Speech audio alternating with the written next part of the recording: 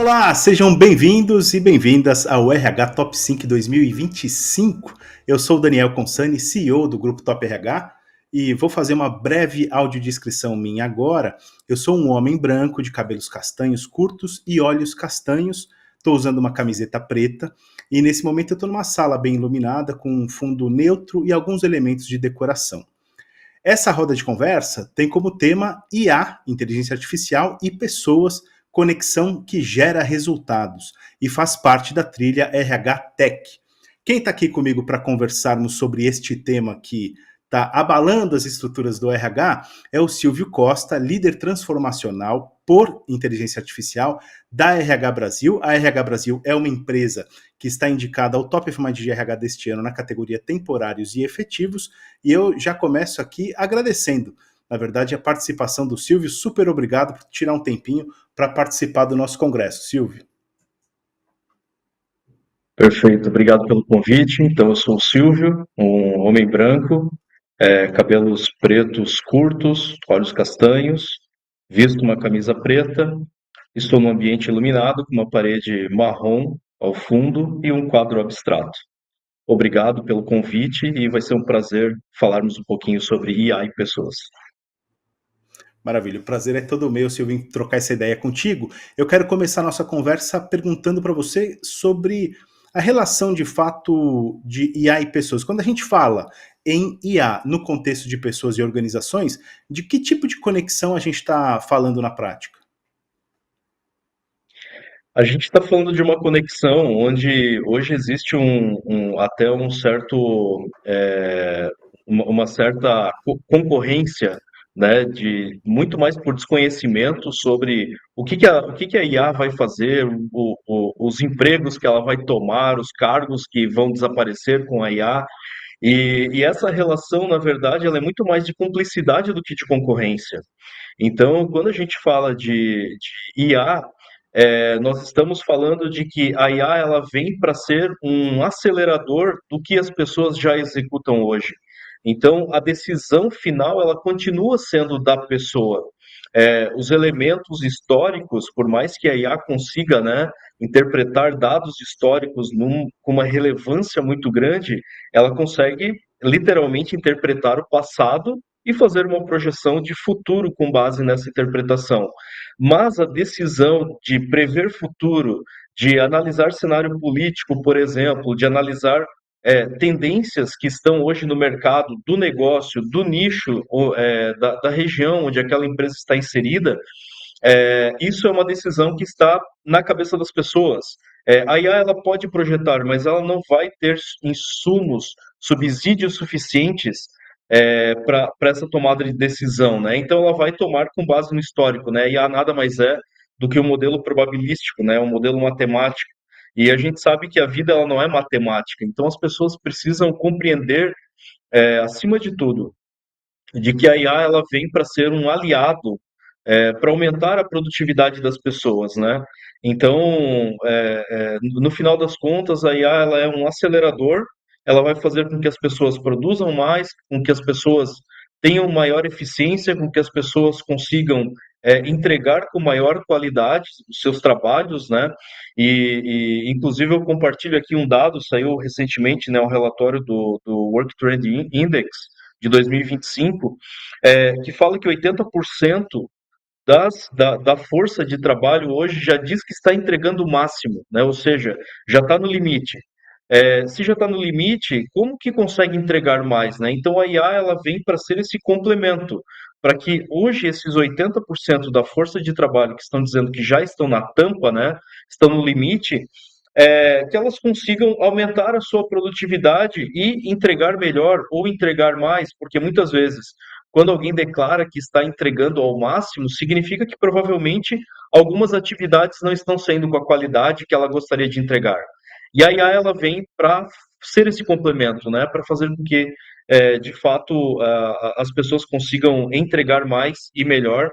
Então, a gente até pode falar um pouquinho mais para frente, né, sobre a natureza de como aplicar a IA, mas hoje ela é vista por muita gente como um assistente, enquanto na verdade ela pode ser muito mais do que um assistente. Mas se usarmos minimamente como um assistente, com certeza já trará muitos benefícios, muitos resultados para as pessoas individualmente, para as áreas, né, para as equipes e para as empresas como um todo. Maravilha. É aquela coisa, né, Silvio? A gente teme aquilo que a gente não conhece ou aquilo que a gente de fato não entende ainda, pelo menos. E óbvio que o objetivo de uma conversa como essa é justamente gerar conhecimento para que a gente possa cada vez mais conhecer e entender o potencial desse boom de produtividade, por exemplo, que a inteligência artificial pode trazer, para que a gente e o RH possa ir incorporando a inteligência artificial no seu dia a dia. Nesse sentido, eu queria já te perguntar em que áreas específicas, né, ou em que funções específicas, quando a gente fala de gestão de pessoas, a IA já tem gerado resultados concretos, além da função de assistente pessoal ou assistente profissional, como você citou.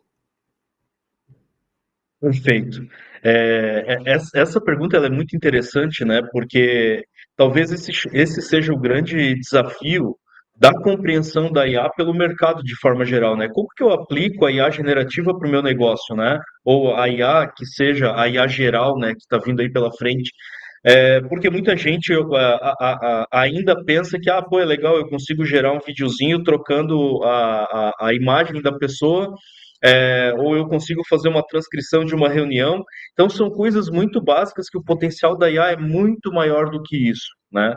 E aí, quando a gente fala da aplicação no mundo real, aí é que vem, de fato, os grandes benefícios que a gente consegue entregar. Então, aqui eu posso citar alguns deles, né? E eu vou começar falando, por exemplo, num processo de recrutamento e seleção, de você acertar o fit daquele candidato ou daqueles candidatos, né, do pool de candidatos que você tenha, para uma determinada vaga. Então, se você tem dados históricos de quais são as características das pessoas que têm o melhor resultado naquela posição, naquela empresa, naquela região, com base nesses dados, você consegue treinar a IA para que ela te ajude neste processo de seleção de um profissional, né? Então, desde o recrutamento, onde que eu vou buscar esse profissional, como que eu vou fazer essa abordagem, até a seleção em si, né? Então, você consegue, com base nesses dados históricos, construir um motor que literalmente vai te entregar, ao invés de 5 candidatos pré-selecionados, ele vai te entregar 2 candidatos que, tanto faz se você escolher um ou dois, com certeza, baseado nos dados históricos, ele vai desempenhar bem aquela função para a qual ele está sendo contratado. Então, essa é uma competência muito forte que a IA pode ser aplicada. Outra característica também dentro do RH é apoiar na geração de PDI, na análise de cargos e salários, na avaliação, né, do desempenho dos profissionais. Então, imagine que hoje você, com base nos resultados dos profissionais, com base nas atividades que eles executam, boa parte das empresas já tem um cargos e salários desenhado, mas mesmo tendo cargos e salários desenhados, ainda tem dificuldade de fazer uma avaliação do profissional, muitas vezes ficando no empirismo, porque tem o fator técnico, mas tem o fator de soft skill, né, do comportamento daquele profissional. E aí essa mensuração ela acaba ficando muito difícil, porque muitas vezes as empresas têm dificuldade em metrificar essas informações.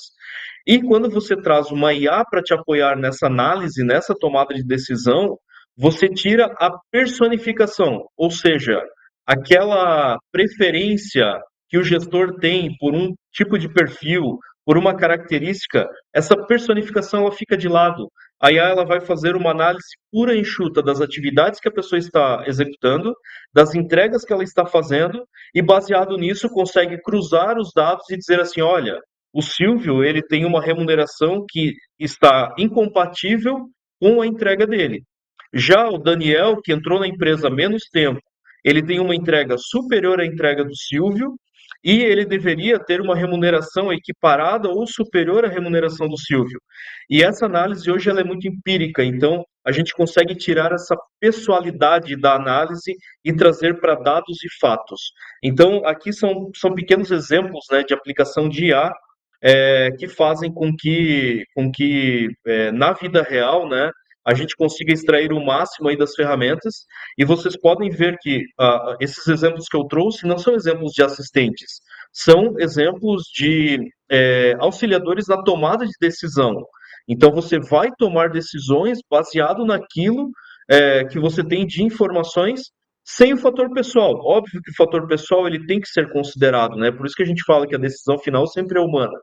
Mas tem coisas que muitas vezes os humanos não enxergam e que a máquina está vendo e ela vai te dizer, olha, tem essa característica aqui que talvez você não tenha levado em consideração e que vale a pena você pesar. Então, são algumas aplicações que a gente tem aí práticas para a área de RH, né? Claro. Não, e o nível de assertividade e de produtividade, daquele boost de produtividade, é assustador. As potencialidades que se apresentam são inúmeras. Mas eu queria voltar só um pouquinho naquilo que você mencionou na sua primeira intervenção, Silvio, que é a questão da IA ainda vista como ameaça e tudo mais. Nesse contexto que você trouxe agora, que cuidados éticos devem ser observados na aplicação da IA em RH, na sua opinião? Legal. A gente tem algumas questões éticas e algumas questões legais que tem que ser consideradas, né? Boa. Na questão ética, a gente está falando principalmente de que você, como você está trabalhando com contextos de informações, que você dê contextos realistas para que a máquina te ajude a fazer uma análise ou te dar recomendações de ações. Se você montar um contexto enviesado, ou seja, se você montar um contexto que este contexto tenha algum viés, seja por uma região, seja por uma função, seja por uma característica, provavelmente a máquina vai te influenciar a tomar uma decisão baseada naquele viés. Então, a questão ética aqui é muito no sentido de, quando você fornecer contextos, que esses contextos eles sejam ricos e realistas. Por isso que todo mundo fala, né, o grande mantra da aplicação da inteligência artificial é: tenha dados estruturados, justamente para que, com base num conjunto de dados suficientemente estruturados, você consiga tomar decisões. Porque se você imputar informações pela metade, baseado em características que você pessoalmente acredita, muito provavelmente os resultados vão ser aqueles que você já tem formados na sua cabeça, né? Então, a questão ética ela está muito ligada com esse sentido. Agora, quando a gente vai para a questão legal, é importante que as empresas, né, tenham a ciência, tenham tomado a ciência dos colaboradores que os dados deles serão utilizados para interpretação e análises por ferramentas de inteligência artificial. Então, sempre quando tem uma nova contratação numa empresa ou um candidato a uma vaga, ele minimamente tem que assinar um termo de ciência, né? Sabendo que os dados deles serão utilizados para os fins XYZ e também para processamento por ferramentas de inteligência artificial, com o objetivo de gerar dados estatísticos, né? Não para outro fim. Então é importante observar isso e as empresas se adequarem, porque usar os dados indevidamente, sejam dos colaboradores que estão dentro da empresa e que eventualmente entraram há 20 anos atrás e não existia isso, é importante que nesse momento tenha uma atualização legal da coleta dessas informações e uma justificativa de por que esses dados serão utilizados. Agora, para quem é candidato, por exemplo, poxa, esse candidato nem está dentro da minha empresa. Mas a partir do momento que você coleta lá os dados dele, nome, CPF, gênero, você precisa ter a ciência dele de que você está registrando os dados pela LGPD, aqui eu não estou falando nem de inteligência artificial, mas quando você processa as informações de inteligência artificial, é importante que você obtenha a ciência dele de que aquele dado será utilizado para aquele fim. Perfeito. Silvio, eu queria te perguntar, de acordo com a sua experiência na RH Brasil, que tipo de competências as lideranças corporativas precisam desenvolver para estarem aptas, digamos assim, para integrar a IA na cultura da empresa de uma forma positiva? esse é o grande desafio do mercado de forma geral. Não é um desafio da RH Brasil, do mercado de RH, é um desafio geral. E eu vou começar um passinho atrás, né? Muitas empresas têm forçado a adoção de inteligência artificial e é o que eu chamo de inteligência artificial por inteligência artificial. Então, muitas vezes a demanda vem da alta direção para a área de TI e a área de TI vai lá, desenvolve algum fornecedor ou cria alguma ferramenta ou implementa alguma ferramenta SaaS, por exemplo, né, ferramenta paga por assinatura, e aí devolve para a diretoria falando assim, olha, nós temos inteligência artificial. É, tá, mas qual que é o objetivo dessa inteligência artificial? O que que ela está entregando para o negócio? O que que ela está trazendo de resultado?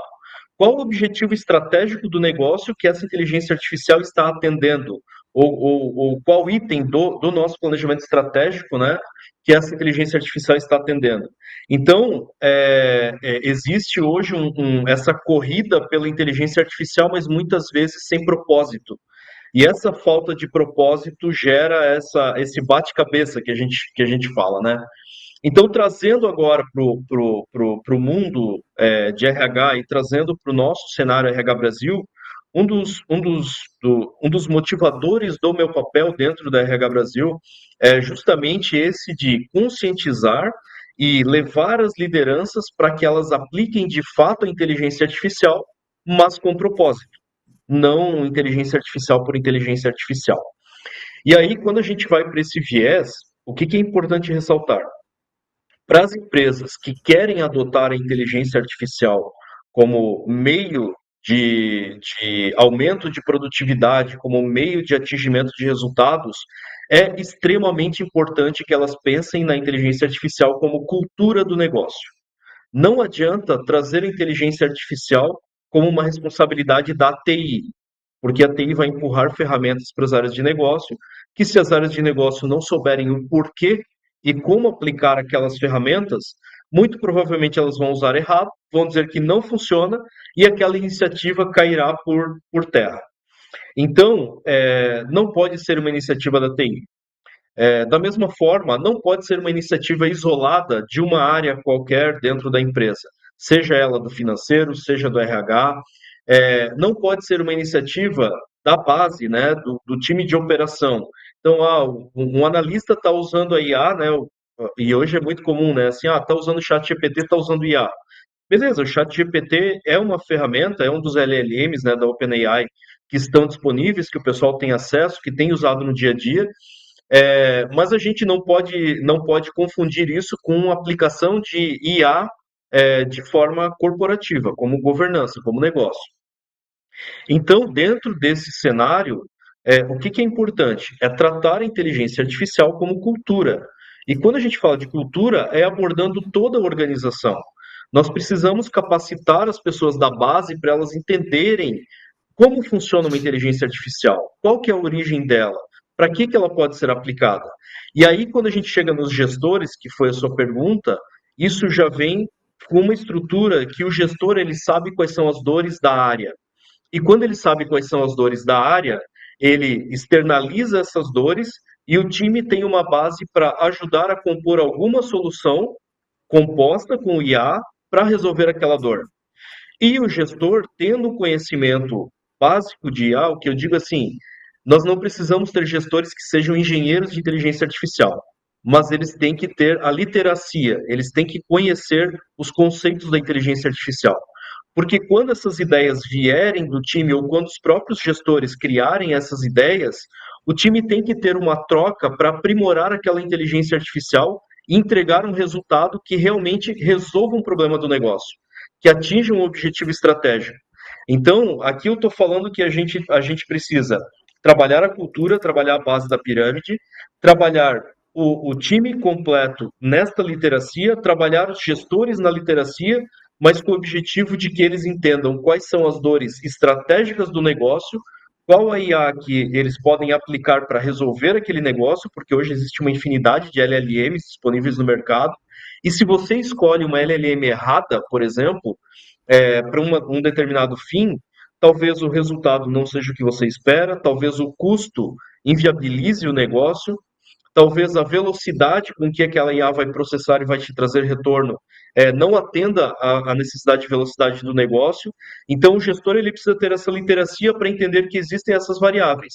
E, obviamente, a gente está falando de tecnologia. No final das contas, por mais que os gestores desenvolvam essa competência, tenham essa capacidade de montar os seus assistentes, os seus agentes de IA, eles vão ter que compor isso com a área de TI, porque a gente precisa ter uma mínima governança para que as coisas aconteçam, né? Então, quando a gente fala de desenvolvimento de gestores, a gente está falando estritamente de a gente pensar como um todo, porque o gestor sozinho não vai fazer nada, a base sozinha não vai fazer nada, e uma ordem da direção para a TI também não vai fazer nada. Então é importante pensar isso de forma corporativa como cultura do negócio. Silvio, eu sou um líder organizacional, um gestor de pessoas, eu sou um profissional de RH e quero iniciar uma jornada de conexão entre IA e pessoas, com foco em resultados. Por onde eu começo? Por onde você começa? Pela literacia, que é o que eu comentei anteriormente. A literacia é Tá. quais são os conceitos básicos da inteligência artificial. Baseado nesses conceitos básicos, você vai desenvolver a capacitação do teu time. Então, assim, poxa, na minha empresa ninguém acredita em inteligência artificial, mas eu, como líder, eu acredito. E eu quero começar pelo meu time para fazer com que isso seja viral com o resto da organização. Você entendendo da literacia, e hoje existem diversos cursos no mercado que entregam isso de forma online, tem imersões presenciais que estão disponíveis hoje no mercado, vários conteúdos muito bons. Você consegue criar essa literacia. De novo, você como gestor, Daniel, você não precisa ser um engenheiro de IA, mas você precisa entender quais são os LLMs disponíveis no mercado, como que funciona a cobrança quando eu desenvolvo uma ferramenta de IA baseado nesses LLMs, como que funciona a tokenização, que é a forma como essas ferramentas são cobradas, quanto que o LLM X cobra por token, o LLM Y cobra por token. Então, essas informações parecem técnicas, mas elas são básicas, e essas informações básicas fazem parte da literacia que todo líder deveria desenvolver, né? A partir daí, você precisa capacitar o teu time, você precisa estender essa literacia para o teu time, ou envolvê-los nas mesmas capacitações que você fez, ou você compilar esses dados e desenvolver o teu time, e no final, assim que você tiver todo esse contexto montado, vocês fazerem um processo de eleição mesmo. Pessoal, onde é que estão as dores do negócio? E eu vou compartilhar um caso bem bacana aqui da própria RH Brasil. É, Nesta mesma jornada, o que acontece na prática, e aconteceu aqui conosco, e eu posso compartilhar tranquilamente. Muitas vezes o líder, ele enxerga uma oportunidade, ele compartilha com o time, e o time cria uma ferramenta simples, resolve um problema simples do dia a dia. Não cria aquele monstro, né?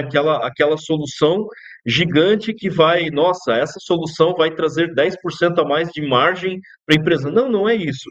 É uma solução simples. E essa solução simples, ela habilita a cabeça das pessoas para que as pessoas desenvolvam uma solução um pouquinho mais complexa, porque elas entendem na prática como que funciona aquilo ali. E aí, essa solução um pouquinho mais complexa habilita para uma um pouco mais complexa. Então, essa jornada, ela tem que ser construída degrau a degrau. Não é uma jornada que assim, não, a gente vai sentar aqui, vai montar um esqueleto de um projeto gigante que vai trazer um resultado matador. Não, vocês têm que começar passo a passo, porque é importante as pessoas irem, primeiro, tendo confiança nesse step by step, mas ao mesmo tempo as pessoas terem a visibilidade do retorno que aquela pequena coisa que elas construíram deu. E a partir disso elas falam: opa, se funcionou para isso, então eu tenho uma outra situação aqui no meu dia a dia que também vai funcionar. E aí elas começam a criar soluções cada vez mais robustas, e aí o resultado da IA começa a vir cada vez de uma forma mais ampla. Então, essa jornada é muito importante. E faz todo sentido. Silvio, muito obrigado por ter participado da nossa atividade de hoje aqui no RH Top 5 2025. Desejo muito sucesso para você e para a RH Brasil. Muito obrigado, agradeço também o convite, e sempre é um prazer, sempre abertos aí para conversarmos no RH Top 5, conteúdo muito valioso. Muito obrigado, Daniel. Maravilha, é isso aí. Essa foi a nossa roda de conversa com o tema IA e pessoas, conexão que gera resultados, que faz parte da trilha RH Tech. Deixo aqui, antes de finalizar, um convite para você seguir acompanhando as demais rodas de conversa aqui do RH Top 5 e, como convite final, mas não é porque está por último que é menos importante, o convite para você se inscrever no Top of Mind de RH, se fazer parte do colégio eleitoral, para que você possa votar na segunda fase do top deste ano. Sim, o seu voto pode fazer diferença para as empresas e profissionais que serão mais lembrados neste ano. A gente se vê por aí nas próximas rodas de conversa. Um grande abraço e até mais. Para conhecer mais sobre o prêmio e todos os indicados, tenha sempre por perto os anuários Rumo ao Top e os eleitos. Acesse e receba a edição impressa ou digital. A votação para o Top of Mind de RH termina no dia 30 de setembro. Acesse e vote. Garanta seu lugar na noite de premiação deste ano. Os ingressos já estão à venda.